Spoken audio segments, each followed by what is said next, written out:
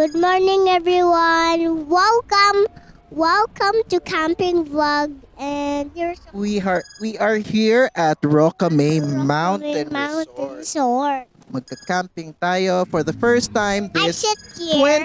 2026. Ganda yung view, no? That Yes.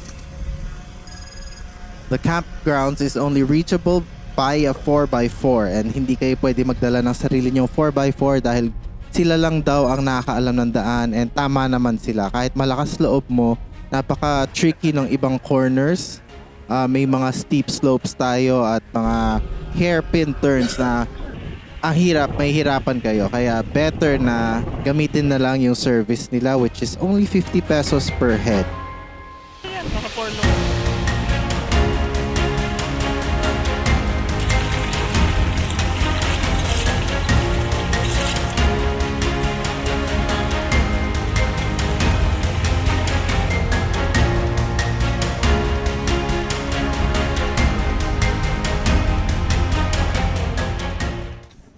let's begin our for a camping.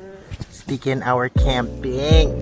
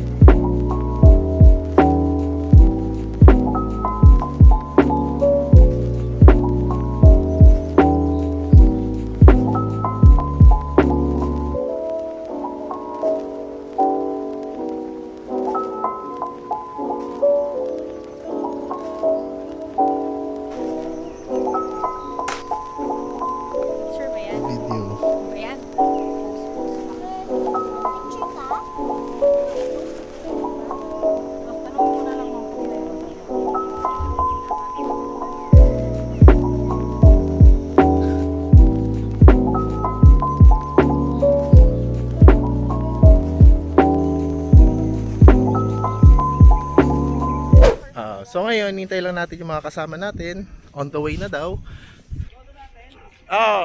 And at around 5 p.m, dumating na sila just in time for the sunset and start na magluto for dinner.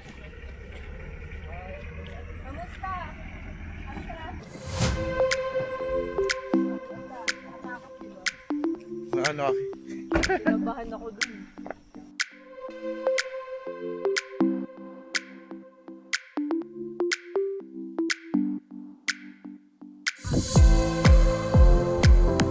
Nakakatawa to. Name something you do before you go to sleep. Sabi niya, pee.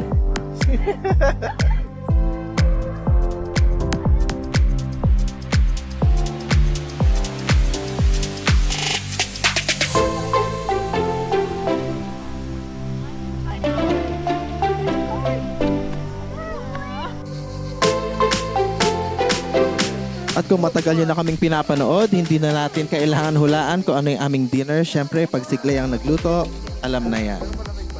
Siyempre yung pinakamasarap lutuin at madaling lutuin. Hindi naman kami nagre-reklamo kasi favorite naman din natin. Di ba, Ray Ray? yes po.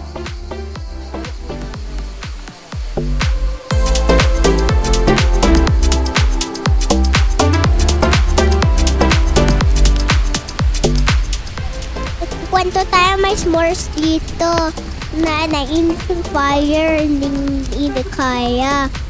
Nandun sila pero hindi kaya ma-fire. Oo nga, sobrang init ng fire. Hirap magluto ng marshmallow, di ba?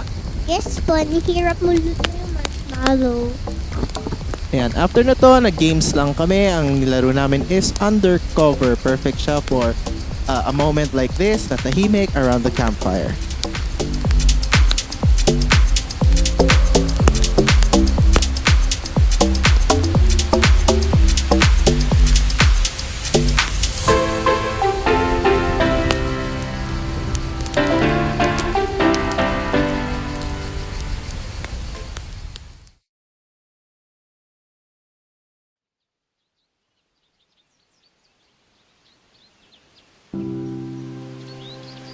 Good morning, everyone. Welcome to day 2. Tapos, sobrang lamig nga. Lakas ng hangin nga, no? May magagawa. Ang ganda dito, no? Ang ganda nga dito, di ba, Ray Ray? Favorite natin dito? Yes, nagkakamping tayo sa fire. Kit-kit ng tatlong pusa, no? Yes!